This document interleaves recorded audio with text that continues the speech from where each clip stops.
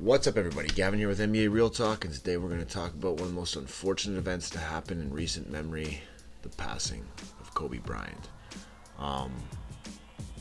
There's nothing that you can say with words, nothing you can say that hasn't already been said. This is a tragedy beyond tragedies.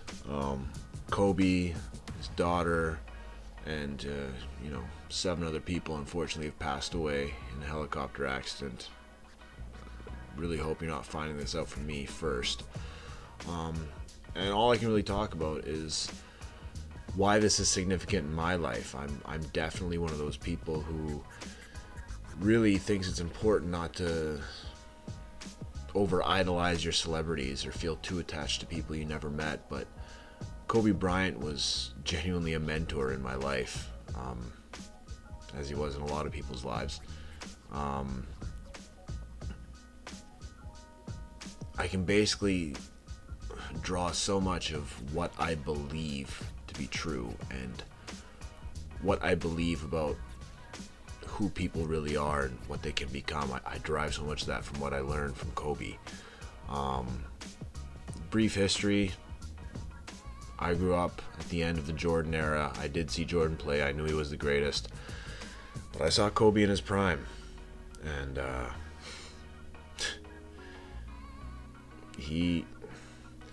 I'm not just saying this because of the day it is. I've definitely said this in the past for anyone who cares. I've said for a long time I think he was better than Jordan. Make no mistake, Jordan was the greatest player of all time, but in terms of actual raw skill, talent, and shot-making ability, I always said I think Kobe is the best player of all time. Not the greatest, but the best. And I truly believe that he is iconic in terms of how far hard work can take you. Like, yes, talent helps, skill helps, natural ability helps, being blessed helps, but like, if you work hard, you can get anything, literally anything you want. And Kobe was a guy that when I was into basketball at its peak, I got a tattoo of Allen Iverson on the inside of my arm, so I was into basketball, and I was into basketball when Kobe was beating AI in the finals to win his second straight title. I actually really didn't like Kobe at first, just because I bought into everything the media had to say. But I'm a kid. I was a little kid. The media said he was selfish, the feud with Shaq and everything else. I wasn't a big Kobe fan, but you know what happened? Is that over time, I just saw him make these shots again and again and again, these clutch shots again and again. I'd see him miss them all the time too, but you know what? He came back again. He had this mentality like, you are not going to stop me. You are not going to break me. Like, I've worked too hard and I will outwork you for this. It's like, go ahead and get my way. I will outwork you for this. And that was this unique quality he brought to the table, is that it wasn't about his skill and his talent and his ability, which was off the charts in so many ways, but it was really about this guy just worked. He worked. It's like he had the mentality of like a grinder, even though he was the most talented player on the court. He had this mentality of like, I'm going to outwork you for every single thing. And so much of my approach to life and how I've dealt with different problems or took on different challenges, I took from things Kobe said, which is why this is so unique for me, because I actually envisioned for I don't even know how long, years anyway, I believed I was going to meet Kobe one day. For those of you who don't know, I'm a screenwriter, and I write a lot of sports-based concepts and scripts, and I was utterly convinced that one day our paths would, so I didn't think I was just going to meet him in the streets. I thought our paths would cross professionally. I really did. I believe that. Call me a crazy person, but that's just what I always felt. And I already knew what I was going to say to him, what questions I was going to ask him, and think like I had envisioned what a conversation between me and him would go like so many times, because I just learned so much from him.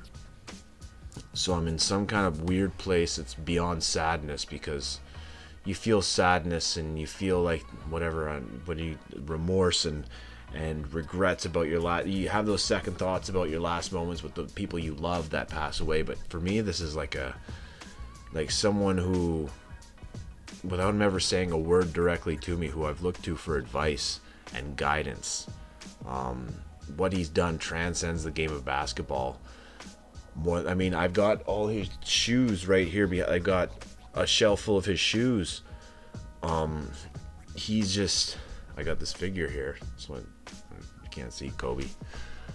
He's just, there's just no words. And I watched a few videos from some of my favorite basketball bloggers and YouTubers about their reactions to this tragic event.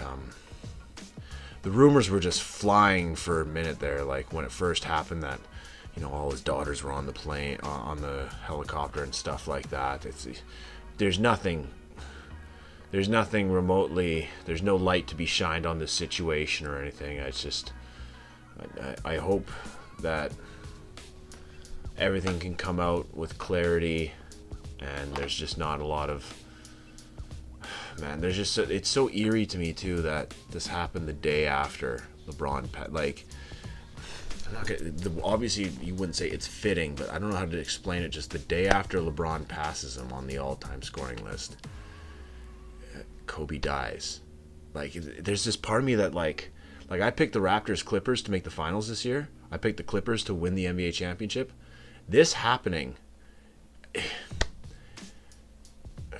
just to look at it from, Kobe was a competitor, and there's just so much, you go crazy, right? When you were so into someone's career and their life and knowing who they were, and then it's like, if the Lakers win it this year, you would swear it's like Kobe died for a champion. It's just, I remember even when he was retiring, like, I joked, I made some Facebook comment that ended up getting like 800 likes or something, because it was when he was coming back from injury and it was probably going to be his last year, and they said, will he still be the Black Mamba? And I said, well, he's not going to be the Black Bumba. And people just thought that was hilarious. And I remember I added to the comment, I said, love him or hate him, Kobe Bryant is a competitor, and he will go down fighting like a champion. You'll have something about how you'd have to drag him off the basketball court. I truly believed, and I honestly mean, it's like, I just shouldn't say I believed, but I really believed it conceptually that Kobe Bryant would like die on the bat. Like, I couldn't envision him after basketball. And the most unique thing is that when it was happening, you couldn't even really see it. You couldn't, like, Kobe not playing. We all knew this day would come, but like, what? Kobe's not going to play back. It's like how we all can't believe that people born in the year 2000 can drink now and stuff like that. It's one of those things in your minds that's just like, what? But you know what? He had made such a gracious and beautiful transition out of basketball into, he was literally, as Derek Fisher put it, he was literally entering the second act of his life, and he was only going to get better than what he already was.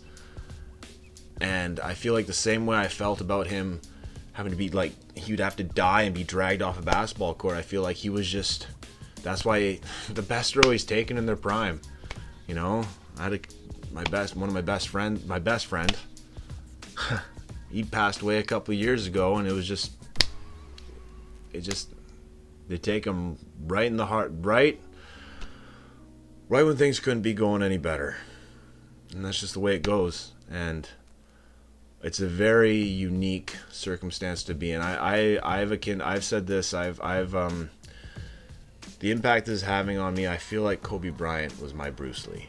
What I think Bruce Lee was to a lot of people, years ago when he was such an influence and he had such guided. Kobe Bryant taught me so much about how to think, about how to see things and approach situations. Right now I'm trying to become an actor, and literally things he said that weren't even necessarily about acting, but him talking about how he got over those, like, just the advice he would give about any situation, a game situation, I've transferred to other areas of my life. The things I teach, there are things I spiel to people that I charge $70 an hour to train that Kobe Bryant taught me. You know what I mean? So I just want to say my prayers go out to everyone involved in this tragedy. Kobe, his daughter, his family, all the families affected by this tragedy. Yeah, it's a sad day for basketball. It's a sad day for the world. And yeah, this has been Gavin, NBA Real Talk, signing out. Catch you next time.